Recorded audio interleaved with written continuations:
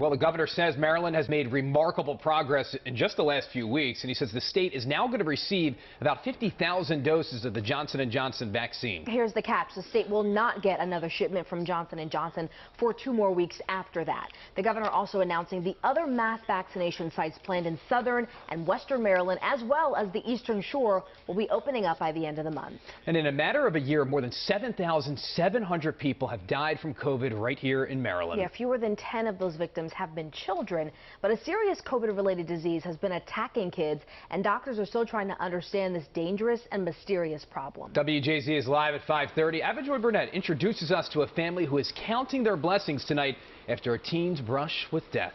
Avajoy. Good afternoon. Well, this Baltimore teen told me that she was healthy and living a normal life, and when she tested positive for COVID-19, she thought she had beaten it, but she ended up in the hospital a few weeks later.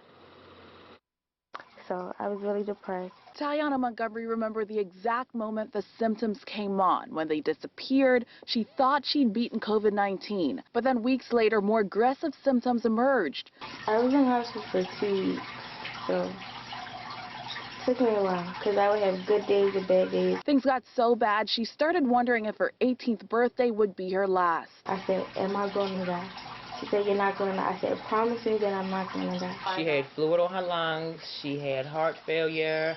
Her insides was inflamed. Tyona had multi-system inflammatory syndrome in children. The disease wreaks havoc on the body. It attacks organs. For Tyona, it was her heart. We spoke with her doctor at Johns Hopkins. It's attacking their physical being. What is this? It's hard. I mean, it's really hard to know. We think that the MIS is an overwhelming response of the body as it tries to fight this virus. Another Maryland teen, Tyona Dyson, had one of the first confirmed cases. She died last year in the early weeks of the pandemic. It's tiring. Like, it makes you want to give up. Like, it's too much. Like, I never thought that this would happen to me. It's been weeks now since Tyona has been out of the hospital. She has to take medication for her heart and blood pressure. There's also physical therapy. So you don't know what to expect. That's the worst thing.